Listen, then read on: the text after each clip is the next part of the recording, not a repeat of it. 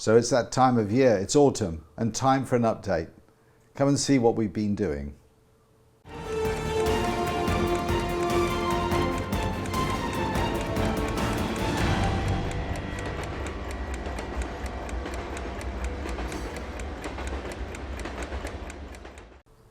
I'm standing at the far end of Sheffield, and it is technically complete. It's a delightful sight.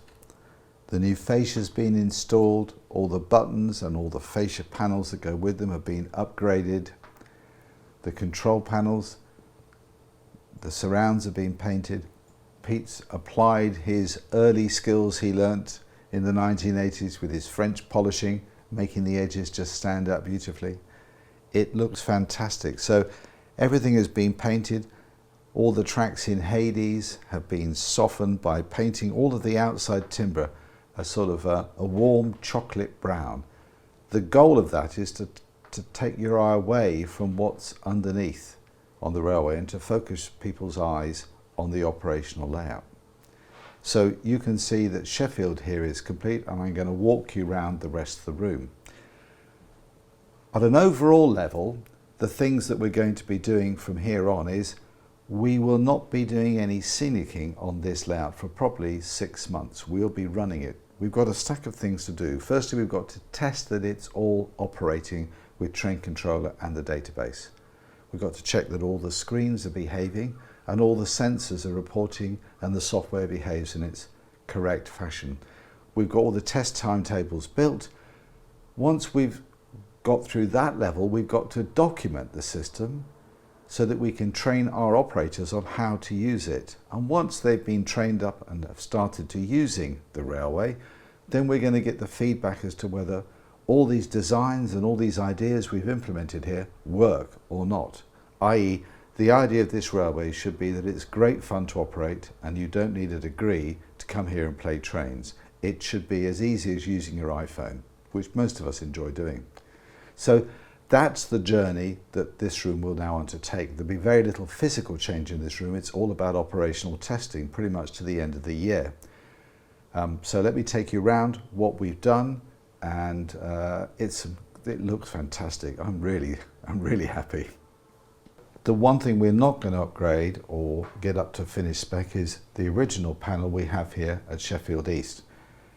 If you remember, we had a video which showed all the wiring loom complications and how we got over that. This panel needs to be rewired.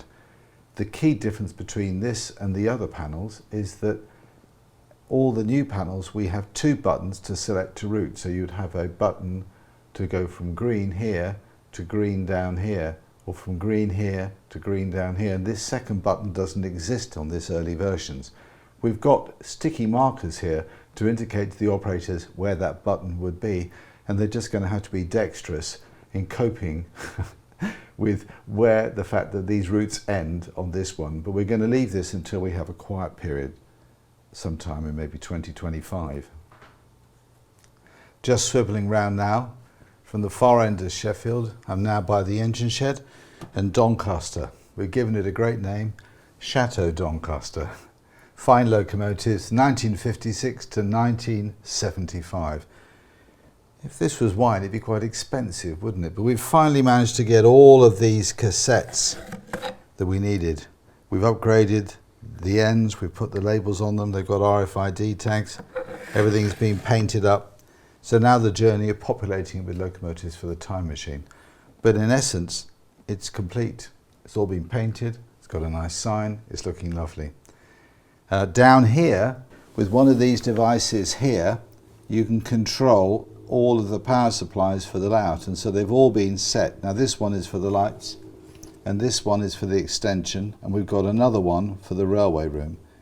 And it just is a really healthy way of being able to make sure all the electricity supply things are off. They're very useful. You can get them in any DIY environment. They're just these wireless controllers. So that makes life a lot simpler for McKinley. Come and have a look now at what Wakefield looks like. So here you can see Wakefield. Again, all the fascias have been painted, all the buttons have been put on. We've even gone as far as replacing these Digitrax UP5 fascias with our own version, so it all just ties in on the same sort of ivory colour on top of the brown. The mini panel's been finished off, all the overhead panels are ready, so Wakefield is technically complete. We also adjusted all of the lighting in the room. With Wakefield, when we put the lighting in originally, we had no real idea of where the things were going to go, what it should be. But we found that it was best if we brought the lighting rails out above the outside edge so that it shone in on the layout, so operators had a chance to see. And we also made some choices about the temperature of the lighting. So we experimented with 3000 Kelvin, with 4000 Kelvin, and daylight, which is 6 or 6,500 Kelvin. The warm white 3000 was just too, it's very hard to see things. And we found that the 4000, the 4K, was just spot on. 6.5, it started to get very blue. And so the whole room's been upgraded with the lighting over the front of the tracks, just in front of where the operators are standing, to give maximum coverage for the track. And it's looking pretty complete. So this is technically complete, like Sheffield. One amusing thing here is there's a snooker ball on the railway. And you might be wondering what this is. So this is Dave's ready reckoner for checking the levelling on the railway. And if you notice, we found that some portions of the track that were supposed to be flat, indeed are not. And so that's what we're basically teasing James about getting, which is building level layouts, but I tease. The final thing to add in this area is to do with the IP cameras, the Hikvision cameras we've installed. You can see one up here. It's pointing at Wakefield. And we have other ones in strategic locations in this room. There's about 4 or 5 in here, either at junction areas in Hades or focused on the arrival departure tracks in the stations, so that the ops manager that's controlling train controller can see at a glance, by looking at the relevant screen, if the train he has initiated a departure or something that should be arriving, he can quickly see, has it done so? These cameras aren't designed to watch anything in detail or to get locomotive numbers. They're simply designed so that we can look down on a particular layout and just see how things are from a computer automation perspective. It's just an aid or an assisting tool, and we'll show you the camera system in a minute. So that's Wakefield. We've also managed to clear our workbench of servers and monitors so that we can be working on models if they need attention. So that's been set up ready for use future going forward. So although you've had a recent update from James on Halifax, let's just go and see how that's going on, because significant progress has been made there too. So progress is being made beautifully on Halifax. The main station yard is technically complete. All the panels and buttons are installed. The control panel and the freight manager screen and the station manager iPad have all been installed and working. We've still got to test this area. There's some work still to be done in this area over here with the gasworks, which James will cover in a later video, where we're installing a drawbridge and cutting away all these steps which we've been using for the last 6 years as we've been building this railway. You can see under Halifax that we're starting to populate some of the areas of Hades for our freight trains that are going to come up and then go back down from the gasworks.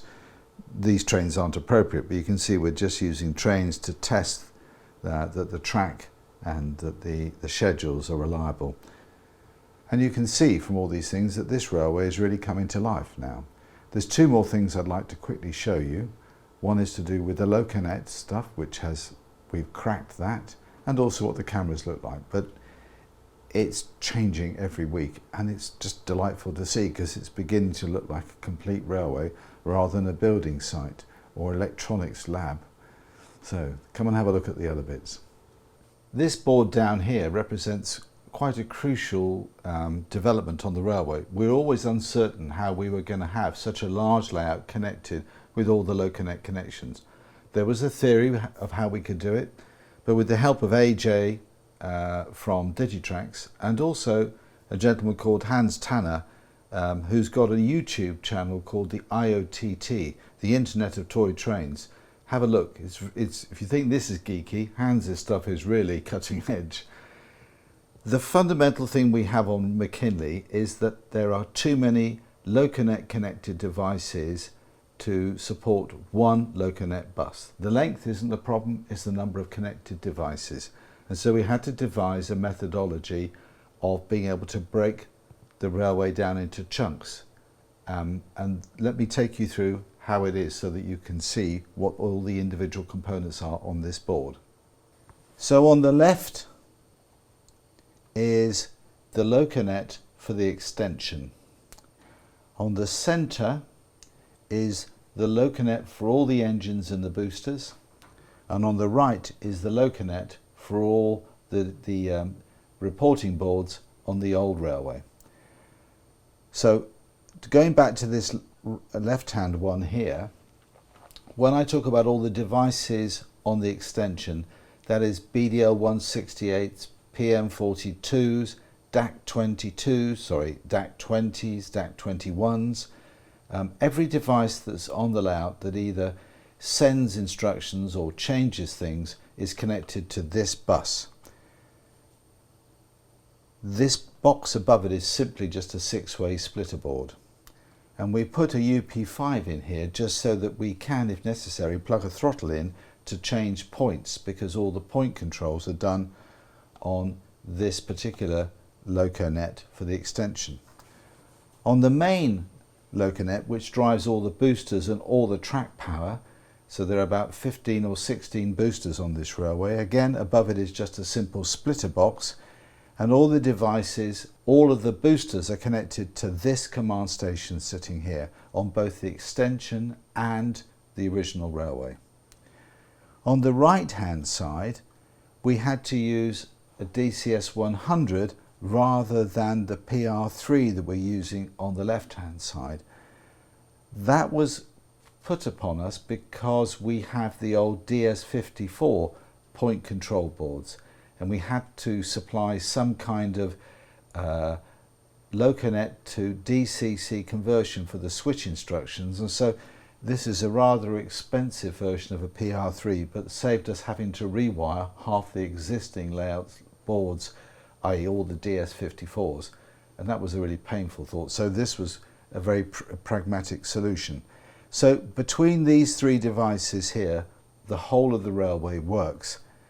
The rail sync from the command station is tapped across to these two external networks, and the rail sync on this command station is broken off. That ensures that all of these three buses see the same rail sync at the same time, because devices like the BDL 168 require that. But that's a bit of a technical thing. But the point is, it works. And let me take you now and show you the results of that on the computer screen where we do the initial launch tests with the computer. So here now I'm on the FM interface PC, and this is the machine that we're running the specially adapted software, which is monitoring the Loconets and is also interfacing with the database.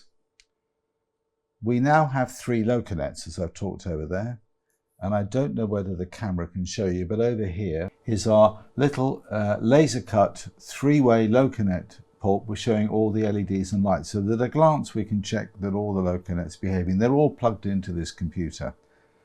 And what it does is it interrogates each of the Loconets 8 times as per the Digitrax specification, but it does it in a very slow and measured way. So we've disabled the automated interrogation that the command stations send out, which typically is 1 every second, and we've slowed that down so that on each Loconet it fires one of the interrogates out. It waits 2.5 seconds to let the splurge of data come back from all the devices on each network. And you can see that sequence of things as the software is sending out the interrogates as a substitute for the command station. But it allows us to get all of that surge of data in. And here's the really crucial thing to just understand. If I go to this screen here, which is the web page that we've got monitoring what this application is doing. And what this shows us is, of the theoretical 4,100 sensor addresses you can have on Loconet, we've got 1,240 sensor addresses that we expect should be reported as part of the system interrogate. So a sensor message is a BDL occupancy report. It could be an ERDOT, an infrared report, those kind of things. They're sensors. We have 1,240 that should report as part of the interrogate across the two networks. 1,240 have. We then go on to the switches. Across both rooms, there are now just under 450 switches, points, all controlled through either DS54s or DAC20/DAC21s. Of the 444, we know that 444 reported. The same goes for the signals. 230 should report, 210 haven't. Well, that's because Ian's been fiddling with the address spaces. If he doesn't get it sorted out soon, I'm going to set Bernie on him. And then finally, we've added the functionality where this machine can also monitor the startup of the RFID boards. To date, we have 46 installed on the extension and none on the old room. And one of the videos we're going to be showing you shows how we're going to be adding another 20 or 30 RFID sensors to London alone. So that number will grow as we extend the RFID capabilities around the railway. All 46 have reported. So all in all, across the whole of both rooms on McKinley Railway, we have about 1,250 plus 450, which is 13, 17, another 200. It's just under 2,000 elements have reported their status back, and they're all there. So I can look at this screen after we booted the railway up and be comfortable that every power supply is working, every piece of Loconet is connected, all the boosters and track are working. Pretty much I can say, great, we can run trains in here now because I've got a completely green light across all the whole network. So that's a huge step for this.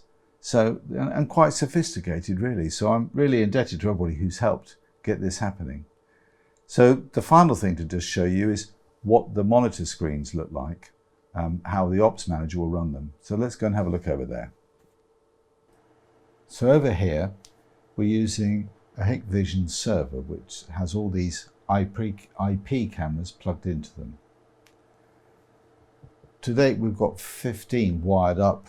The last two, which show Wakefield and Halifax, don't appear to be connected properly yet, but we'll get there. But to just give you some idea of what we're using them for, this one focuses on Sheffield East.